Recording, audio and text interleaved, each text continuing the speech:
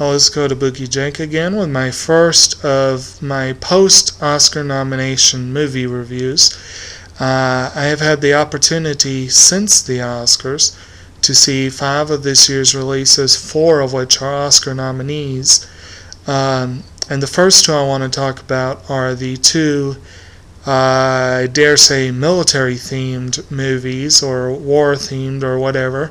The Messenger and In the Loop, which incidentally turned out to be the only ones I had not seen in the screenplay category, so I now have those 2 categories taken care of in terms of my viewing.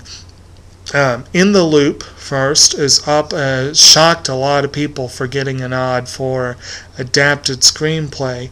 Shocking in part because the movie made a ton of critics lists, but it wasn't really in the main dialogue for Oscar nominees. Also somewhat shocking because the movie is already being hailed as the most vulgar screenplay ever nominated. Supposedly outdoes both Pulp Fiction and Goodfellas and a couple of other gems that have come out over the years. I guess I didn't notice it as much because the primary offender in particular has a very, very strong accent. The film is British, and the majority, I wouldn't say the majority of the cast is British, because a lot of the action actually takes place here in the States, but the primary characters are British, although I suspect the main guy may have been part Scots. I'm not, forgive me anyone from that area who might be seeing this, I'm not an expert on those dialects. But the main guy, Tom Hollander, is, arguably the main guy, a very ineffectual government stooge in Britain. His even more ineffectual aide and his more effective but ignored aide pretty much round out his office. And then here's his boss, played by Peter Capaldi.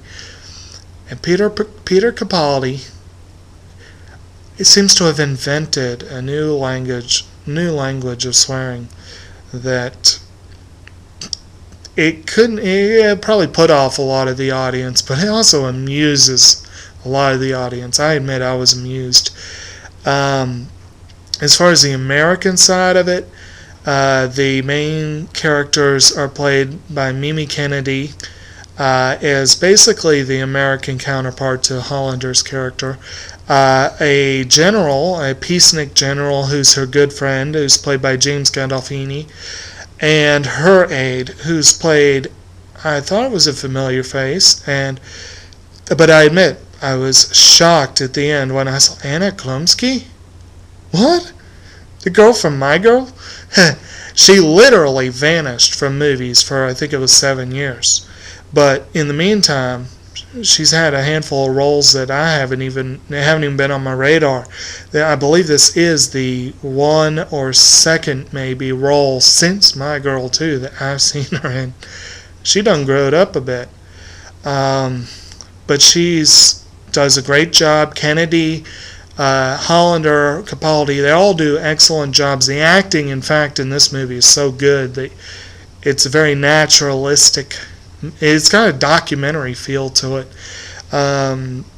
Unfortunately, it's the kind of movie that doesn't really blow you out of the water, which is why it ended up with a screenplay nod, although I am impressed that happened. As far as The Messenger, slightly more typical Oscar bait movie, I guess you could say. An unusual story. It centers around a decorated veteran of the, I believe it was the Iraq War, who has 3 weeks left in duty and is assigned to, forgive me any military people, I don't remember the precise term right off the top of my head, but basically the people who are the messengers, the ones who go around saying, excuse me, such and such, your son, your daughter has died in Iraq, has died in Afghanistan, whatever. He is assigned to go around with an older officer played by Woody Harrelson in his second Oscar-nominated performance.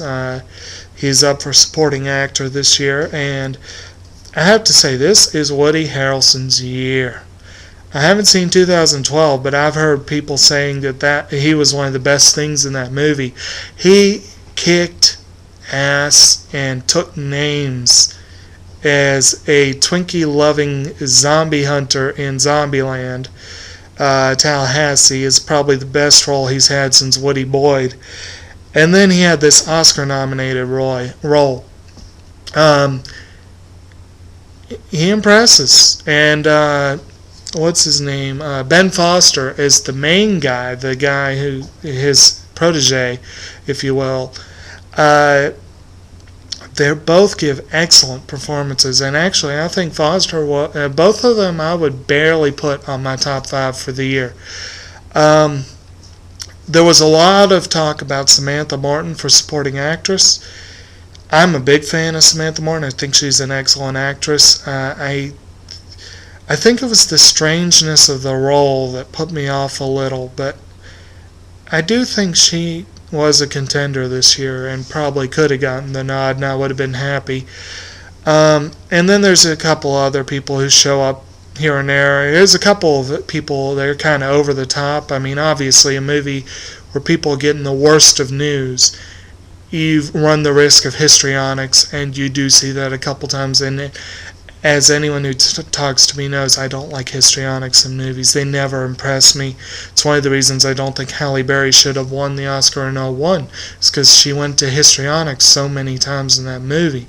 One time in particular, I believe, but I think there were a couple of times that kind of put me off. And admittedly, that was the one thing that put me off the most about Match Point, which I still think is the best film of 2005, was the part where Scarlett Johansson is supposed to go into histrionics, which doubly put me off because I love Scarlett, so I hated seeing her doing that. But anyway, back to The Messenger. It's an odd film. Ben Foster is immediately smitten with a particular member of the cast, and it sets up a somewhat disturbing subplot that actually, frankly, it becomes almost the plot. Makes it hard to figure out exactly how to take the movie. But I will say overall it's a very, very well done movie. It is well written. I do think 500 Days of Summer or Away We Go should have gotten the nod rather than The Messenger. A lot of people think The Messenger was the one that kept Days of Summer off the list. Probably was. But it's nice seeing movies like this honored. 2 nominations for the movie. Neither of those ended up being a big nominee, but like I said, now I've finished the screenplay. And next up, I'm going to move on to a movie that I've been waiting to see for a while. So, stay tuned.